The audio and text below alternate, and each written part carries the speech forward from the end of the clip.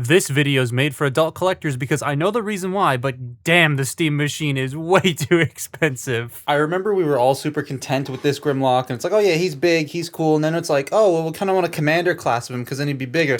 Nah, I knocked something over. Titan class Grim. Okay, calm down there, buddy. Calm down. Titan class Grimlock. He's enormous.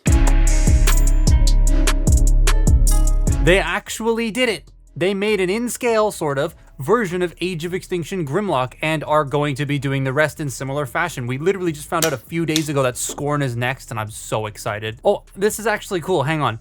Here we have the original Voyager, the original Leader, the Studio Series Leader, and now the Studio Series Titan. I need a bigger desk. We'll start in robot mode because there's way more to talk about here, and that's how he comes packaged. The instructions are not the greatest, so walking you through might be helpful, at least till MGO's JTI drops, because he's going to do a much better job. Where do I even begin? Well, I can begin where I bought this. This was purchased at Robot Kingdom. Here's the box, not sponsored. No, I am not throwing a Titan box at a Titan figure. What is sponsored, though, is Toy Hacks. They make a wealth of labels for your Transformers that change them from this to this.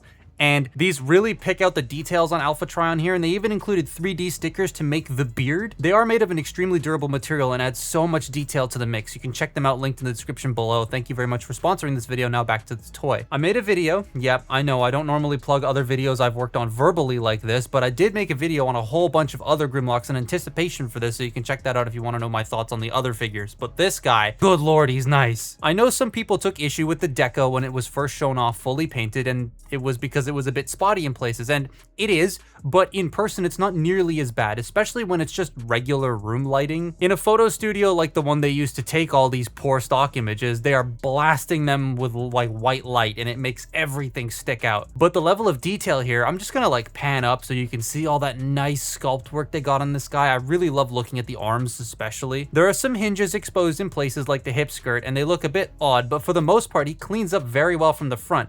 It's the back that I know some people took issue with. He has the coattails and stores the dino arms quite well back there, but he also has a BBL. Okay, jokes aside, it's not the worst thing. It is a bit of an eyesore, but now that it's all decoed up to look like the rest of the figure, it kind of vanishes from most angles. These are the attachment points for the tail. They have to be strong, so I guess that's why they don't compress more than this. But even from a side view, they don't stick out as badly as I thought they would, and it's just like a non-issue personally. There is soft plastic on this guy. There is an image I found online of the prototype when they showed it off at SDCC where all the soft plastic is black, so that helps you give a visual representation of where it all is. And then there's just Evan creeping behind Grimlock here, but the soft plastic is not thin and warpable. It's pretty sturdy, other than like one tooth on my copy. The teeth come packed separately and connected to a piece of cardboard to keep them straight. I like the attempt, but it didn't really work on mine. The head sculpt is killer. They nailed this with all that detail around the beak. I love the red beady eyes, and yes, the beak does open and close. I think that's cool. I know it's a mouth, but it looks like a beak. Now, the proportions. The legs, I think, are a wee bit skinny, and the hip skirt, I think, is a teeny bit big, but that's like it, though. I like everything else. And he looks fantastic with Night Prime. While I think Grimlock is a tiny bit too small, still, this is pretty damn close. He is a sub $200 US Titan, so he is a little bit on the smaller side, but this thing is so complex and involved transformation wise. And once we get into the dino mode, you'll see how much larger he is than actual regular sized Titans. I'll touch more on the price later as usual, but for now, he's sub $200 US and smaller like Star Optimus Prime, but cooler. Now, Titans have articulation, but a lot of times they're either just too big for the average collector to manipulate or just have weird limitations. But this thing is so posable. It kind of helps that he feels more closer to like human proportions than something like, say, Star Optimus Prime. And then there's his weapons. You get the tail mace and the spike ball of doom and destruction or whatever. It's funny that no company has actually done the ball thing 100% accurate, because there is one shot in the movie where he swings it at Optimus on a chain. I think the G Creations one might have come with a chain, but I don't remember. But you can put that thing around his hand, and then the tail goes into his other hand, and bam! That looks sweet. The tail mace does have 2 connection points, and all the stick parts are modular, so you can move this connector around to allow him to hold it anywhere. I like that. And they do the Omega Prime sword thing of having metal rods in each segment to make things just a tiny bit sturdier. But he looks fantastic holding all of this stuff and fighting Night Prime, or KSI Boss, or He-Man, I don't know. This guy feels great too. The plastic obviously feels really good for something like this, but there is nothing that wants to fall apart. I was kind of worried, given how complicated this thing is, that something would give, but no, everything kind of just stays in place pretty well. Going back to the deco a bit, I do wish there was some paint on the feet. I know it's because they appear to be off the same sprue as the joints, which is usually made out of that unpaintable plastic, and in person it's not as bad as in photos, but it's just a wee bit jarring. The articulation, as I stated earlier, is pretty good, though I wish the head was better. It can only rotate left and right. It bumps into the hinge section on the back that attaches the dino arms to the body, so that's about as much range as you're getting. He can look down too, though. The shoulders can ratchet a full 360 and go in and out on some nice sounding ratchets. Like, listen to this. They can also go out with the transformation hinge to get even more range. He has bicep swivels and 90-degree bends at the elbow. The wrists can rotate and the hands can open and close, which is nice. He does have a waist joint. The dino arms do kind of get in the way, but if you make sure they are correctly pegged into the back and rotated just a little bit, you can get a full range out of that waist joint. The weapons, by the way, store on the dino arms. That's pretty neat. Hip skirts can fold forward to get out of the way of the legs, but they also detach and fold forward for reasons. It's not a transformation thing, nor is it necessary for the legs to move, but hey, it does that. The hips can ratchet forward all the way, they can ratchet back all the way, and then in and out on very nice feeling ratchets, just like the shoulders. He does have thigh rotation and a 90-degree bend at the knee, and then he has ankles that can go forward and back, and they can tilt, and they're very nice and ratcheted. Pretty damn articulated for something this big. I've been having a lot of fun messing around with the robot mode, but now it's time to make him a massive fucking T-Rex. Seriously, it's enormous. I know it's a simple plug the tail in that makes him grow, but it's still cool that this thing physically mass shifts into an enormous dinosaur. Okay, the first go around on transforming this was annoying because the instructions aren't great. Again, like I said, hopefully like M Goes JTI comes out relatively soon, so if you struggle with the instructions, you can use that because it's, you know, he's the best at doing that. This thing like works in chunks, and not, well, it works in chunks in two ways. The traditional way of just like, you know, big chunks moving around, but also you do the upper body first, then the middle, and then the lower body. And it's really distinct on how each section works, and they don't get in each other's way. And I really like that. I think that's extremely clever because you do the arms and the head first, then you do all the torso and middle bits, and then you work on the legs all the way down to getting to the tail. It's very well done with how like intuitive that is. So with that in mind, let's get the arms done first. So what we're gonna do is spread them out and then open these panels up. I cut my nails, this was a bad idea. Fold the hands in like that, and then this piece you're gonna fold down and this piece you're gonna leave there. They are asymmetric. So if we straighten that out, you're gonna take this side and you're gonna bring it out. It does peg in right here, but you're gonna take the whole head and flip it this way, so that way you can flip his horns out. Because yeah, in the movie, he doesn't actually have his horns out on his shoulders, unlike this one, which gets it wrong. But once you have this part out, we're going to then straighten this arm all the way, and it's going to peg in right here. So you bring this down, it's going to snap into place, and that elbow pad becomes like a teeny tiny little horn here, but that's the top jaw done. Well, we're gonna rotate it this way. Now the bottom jaw, this part's interesting. So unfortunately in the movie, they gave him symmetrical top jaw shoulders, which makes designing any of the toys really, really hard because that doesn't physically work. If you actually watch the movie, you can notice one of them just vanishes when he transforms because it doesn't make sense. It would have been better if one was top and one was bottom. So they had to do something here. And what they did was they make this, he scalps himself. So you take this entire assembly out, right? We're just gonna bring all that out like that. Then rotate this 180 degrees. Take this section here. We're gonna fold it this way so that this port is facing that way. Then you want to take the tongue, which is on the underside of the arm, and flip it up and peg it in. We want to open this section of the chest up, fold this, whatever the hell that is, out, fold the horn down, bring that into the body. And we're not going to close it up yet because as you see, this is pushing against this. So you want to leave that open. Then we'll flip it around to the back, unpeg the dino arms and bring them up. This was the part that was like super confusing in the instructions. So you bring it and you rotate it around, right? Take the arms and straighten them out, but we're going to leave them like this. So you take that up. You don't want to leave this hinge sitting flat like that. Otherwise, it's going to bump into these two bits of detail here and not peg into place. So we're going to bring it up for now. We're going to take this section, bend the elbow, bring the shoulder out, and fold this up. And once that's up, we're going to then peg it into the arm piece right here. So once that's pegged in, this is going to clip around that. So you bring this section up and you just line everything up properly and clip it into place. Then we're gonna fold this panel down. You're gonna bring this bottom jaw forward and it's going to tab in underneath right there. You leave that lined up. This will just collapse here.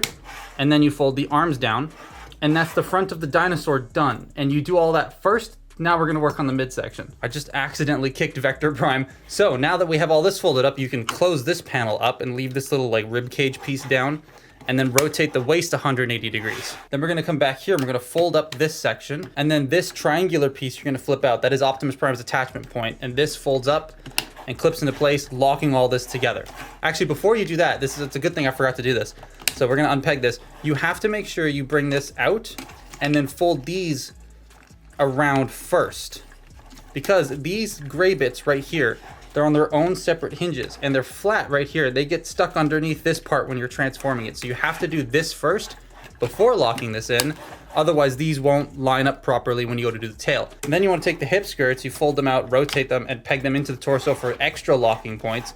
Then you fold these forward, and that's the midsection done. So with the legs here, we're going to open these panels up, and you're gonna fold the knee pads into them, and then we're gonna fold the toe spikes down as well. Oh, and spread the dino feet out. And once you have that, we're going to then lean them forward. Now, there are these pegs right here, and I can show you here on this side, because these are symmetrical. There's these ports on the inside that peg into here for the legs to be straight, but I don't really like how that looks. So I'm just going to leave them out by one click. Then we're gonna bend them at the knee, all the way in. Then you wanna rotate these panels around, and they are going to peg in to the butt. And it's the only connection point that doesn't like working on my copy are these. And you peg it into this, but it doesn't like staying in place. So I'm just gonna leave it resting there. Then we're going to bend it down at the feet. Just get him nice and situated. Now we're gonna work on the tail. And he's gonna fall. So you take these bits and you unfold them like that. And we're just gonna leave them up here. You notice this big like butthole circle he has there? That's where this goes. So you split this in half, and there are these little notches and little like things that you just sort of line everything up with and peg it together around. Well, you have to make sure you actually get it around that piece, because I missed. It's a little difficult when there's a camera in your face and you can't see. Once you get his nutsack in place, you fold this down and then you bring this around and it will peg together back here. Not the most secure connection in the world, but the tail will come in to fix that. And the tail's really cool. You split this section in half, then you bring this up and flip it down. You fold out these pieces here, which is kind of hard, but once you get those out, you peg them together, make sure they're straight, and you peg this together, and then you bring this down, and you bring it and plug it in, plug it in. It's upside down, that's why it's not going in. And there you have Grimlock. It's hot in here. Now, he is absolutely enormous. Like almost twice the size of the robot mode. It's kind of insane. Again, yes, the growth simply comes from plugging the weapon into his ass. But the tail is still like a lot of transforming parts, and it's an insane mass shift, and it's such a nice dinosaur mode. To me, it wipes the floor with any of the other official ones. But I guess I'll touch on the elephant in the room first. Ha! You thought I was gonna say dinosaur in the room, but no, elephant. But the jaw doesn't close. It opens more, which is cool, but it does not close. What's funny is while doing research on this and like messing with the other older figures, I noticed that the only official movie Grimlock to actually close its mouth in the main line properly is the old Age of Extinction leader. Because the old Voyager has a spring-loaded mouth that is permanently open all the time, and then the old Studio Series one doesn't actually close all the way and has a massive overbite. That's not really an excuse for this one not to close, I just think it's funny, but given how all of the mass moves around in the transformation, I can completely understand why it doesn't close. However,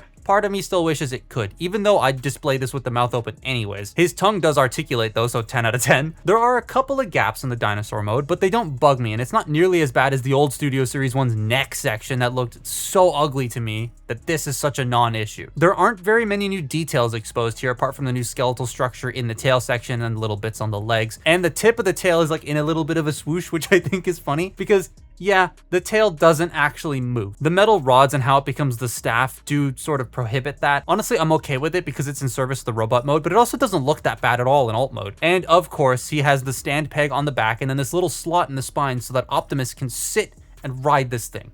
That's such a cool thing. I love that cross compatibility. I don't know how they're going to mount crosshairs onto Scorn, but I guess we'll wait and see.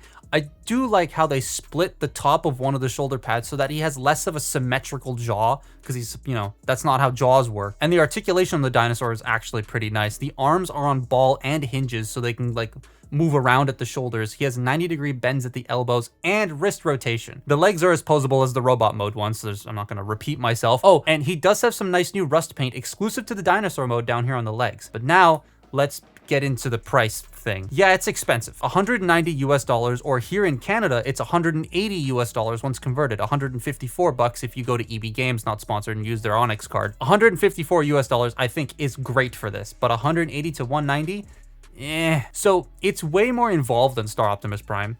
And it, at least on the surface, might have more deco applications, and they're all metallic, which adds up, and metal rods in the tail and all that. I remember when he was revealed with the price and people said it was too small for that, but then you get him into the alt mode and he's longer than Tidal Wave, who was already, I think, one of the longest, if not the longest, modern Titan in alt mode. So in terms of like plastic volume, it kind of makes up for the price point, but I still think it could have been dropped to $180 in the States, which then would have meant, if processed by elimination, it would have been like $170 US here. And again, it's cheaper if you have that membership in Canada, but the base price is still $180 here. I'm super happy with it, and I don't really regret paying full price for it, but I know how the world is right now, and it's hard for a lot of people to afford something like this. But Titans are designed to go on sale a lot. Star Optimus Prime is on sale right now here on Amazon Prime Day for like $105. So if you're on the fence about getting this, you can wait a bit for a sale, because Titans always do that. God, I miss the days when these would just show up in pallets at Costco. And then there's the comparison people make with the G Creations one, G Creations Wrath, a third-party offering I don't have anymore, but it was really nice. It costs about the same. You might be able to get it slightly cheaper depending on where you look, because it's been out of production for so long, but it's still up there, and it is smaller, but it also has diecast, but it has more inaccuracies than this does. So it's a give and take on that front. It honestly comes down to which one you prefer more. In the end, he's cool, and I would definitely recommend this if you're a Bayverse fan. It's a big ticket, awesome dinosaur with a couple of flaws, but nothing that really breaks the whole figure for me. But if you're on the fence, I would definitely say wait for a sale. But that's my look at Titan class Grimlock. Follow me on Twitter and Instagram, and I'll see you next time. Bye-bye.